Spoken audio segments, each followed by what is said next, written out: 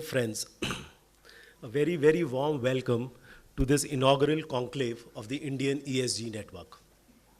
I would request that we start our day with a 30-second silence and offer this conclave for blessings of whoever we believe in.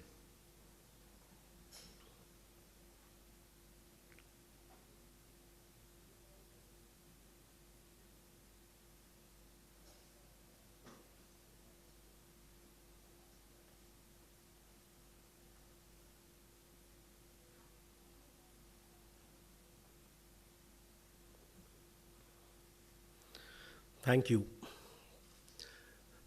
A deep gratitude to all of you for joining us in the inaugural conclave of the Indian ESG Network. India is now a 3 trillion economy, and it's poised to be one of the top 3 global economies. The first 1 trillion came in 62 years, and the second in 8 years, and the third in just 5 years. So you can very well imagine where India is headed and at what speed. You remember the iconic Spider-Man quote, "With great power comes great responsibility." The growth in India will come with major responsibility. In the last few decades, we have seen unparalleled growth in the world. But the growth has come with major environment, social, and governance challenges, with the result that our existence itself is at stake.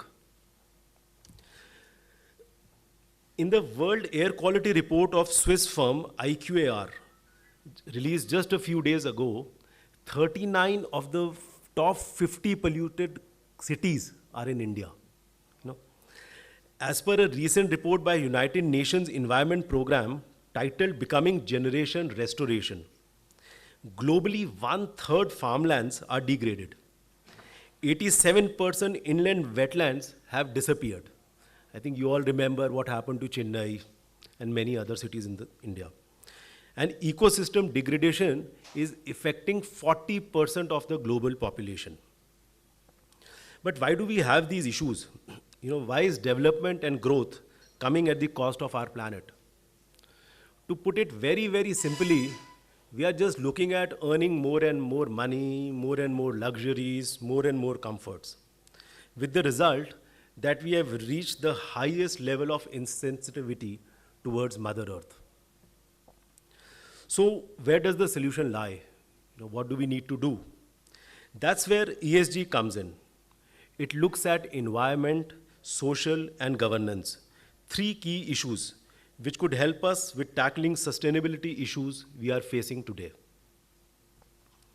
The concept of sustainable development was described by the 1987 Brundtland Commission report as development that meets the needs of present without compromising the ability of future generations to meet their own needs.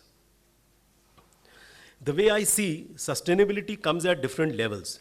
It is not a job that can be outsourced to some commission or a group. Sustainability begins with me. It begins with you. It begins with all of us at our family. It begins at the society level, at the city level, at the national level, and at global level. So the question today is, how do we contribute to sustainability at each of these levels?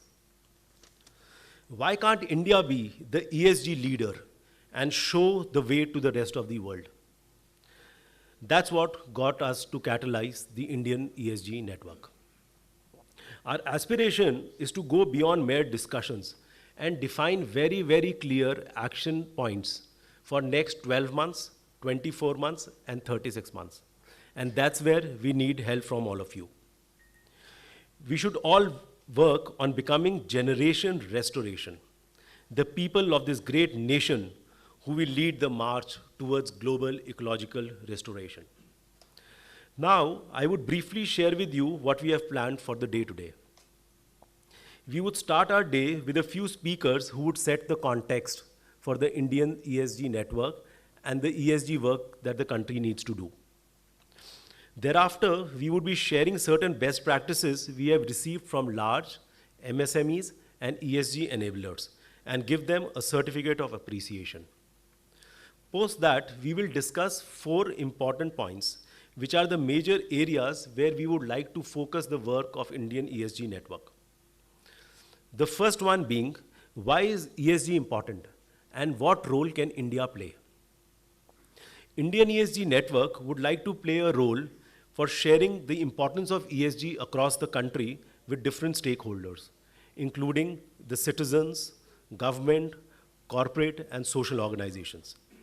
We have planned 5 regional conclaves and the second national conclave in the next 12 months.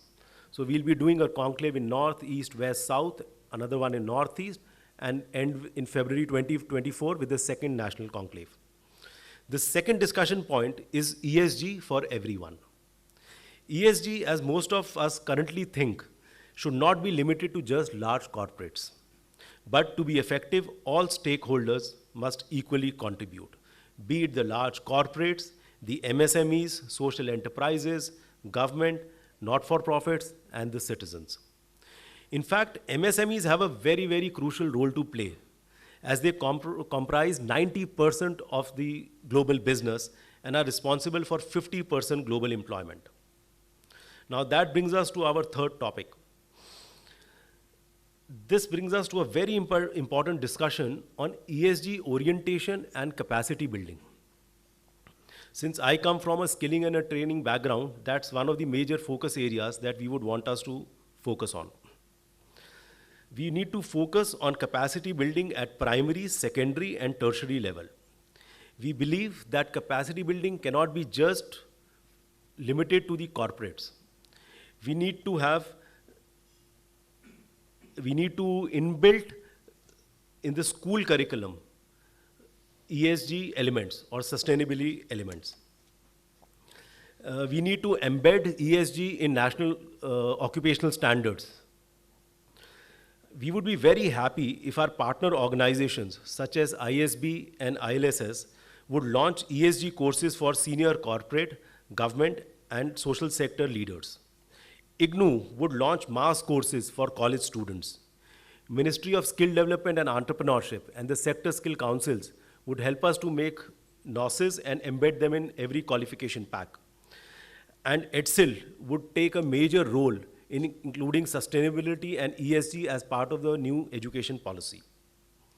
Our fourth discussion point today is ESG Impact Assessments, measuring achievements, celebrating, and scaling.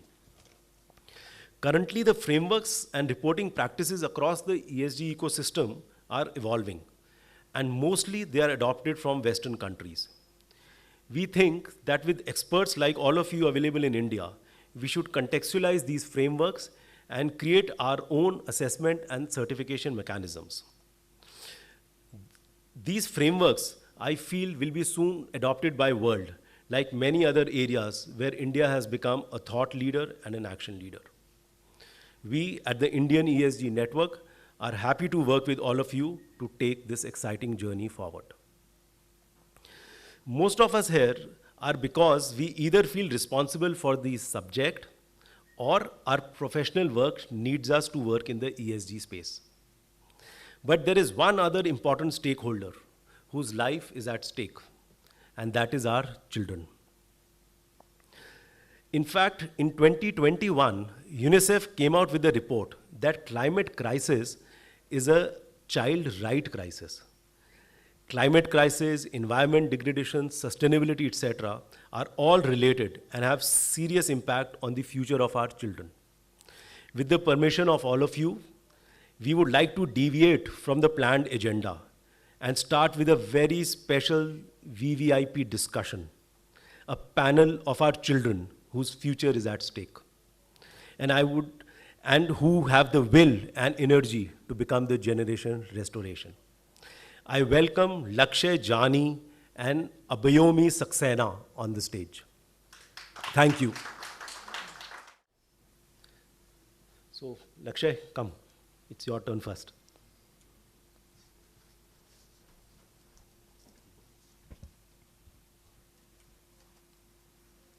Honorable guests on the dais, ladies and gentlemen, a very good morning to you all. I am Lakshay Jani from Kechla, a remote place in district Koraput of Odisha. Since May 2022, I am in Delhi, the nation's capital, and studying in the prestigious Mothers International School. I did my class 10th from Oromira School, Kechla, and was able to secure a very good percentage in spite of all shortcomings. Now, I needed a school and people who could help me in my further growth. So, I moved to Delhi. Oh, I was lost. Kechla is a hilly area with lots of trees and zero pollution, whereas the pollution of Delhi made it difficult for me to breathe. As far as I remember, I have not fallen ill for the last 10 years, and here for the first almost 3 months, I was constantly dealing with a niggling cold and cough. I wonder and feel trouble about the other children of my class who live here permanently. Kechla had no electricity till the year before, but it was cool. Delhi has a lot of electricity, but is still very hot. I wonder what the electrical cooling equipments are really doing, making it cool or actually making it hotter.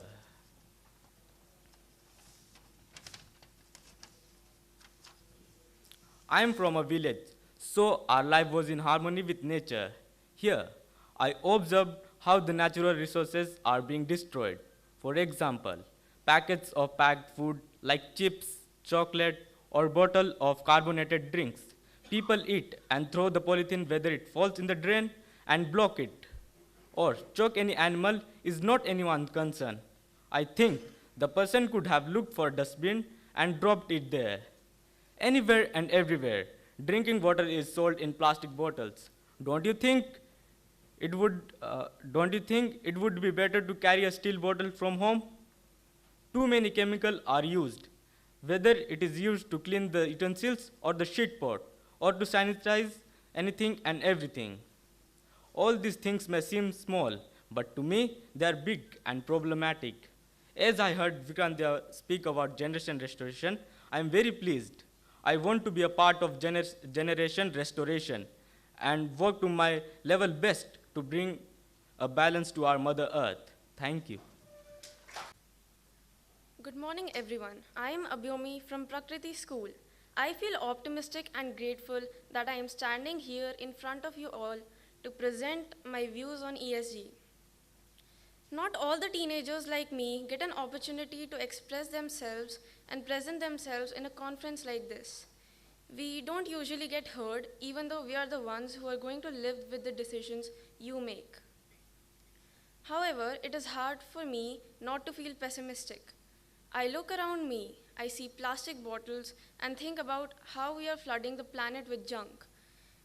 Our school shuts in winter because the air in the city is not breathable. I would think clear air to breathe is a fundamental right. Even the broad Noida expressway leading to my school gets congested with bigger and faster cars, increasing travel time and the vehicles spewing carbon into the air.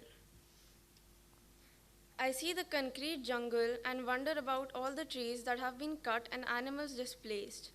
I hear about fast fashion companies like Shein employing people at abysmal wages and wonder at what cost we are trying to look good. Is all this progress, I wonder? Does making mean destroying? Can we give back to Earth as much as we take? Can we treat and pay all people fairly? Can we have biodiversity in plants and animals? Can we take care of the needs of the future generation even as we live well? Can we keep our air and water pristine? But then I hear about people like you, the ESG movement, where instead of maximizing profits at any cost, companies are bothered about long-term sustainabilities and are reporting ESG factors. Transportation, for example, is a huge contributor to pollution. Auto manufacturers should stop lobbying the government to build more flyovers in cities and should think of a clean integrated public transport system. Of late, the government has started investing in public transport. Metros are being built in over 50 cities in India. But there should also be connecting electric buses and vehicles from the stations. There is a business opportunity there. Can there be comfortable vehicles with trained, polite drivers that are parked neatly? Companies should invest in R&D. Some are already exploring alternative and sustainable fuel options, such as biofuel, hydrogen fuel cells, and compressed natural gas. For example, Indian Oil Corporation Limited has developed a pilot project for a hydrogen fuel cell-based bus in collaboration with Tata Motors. Uber has launched a safety toolkit for its drivers in India, which includes a panic button, real-time location sharing, and an emergency helpline. Can they also train their drivers to drive with rules? It will make our roads safer.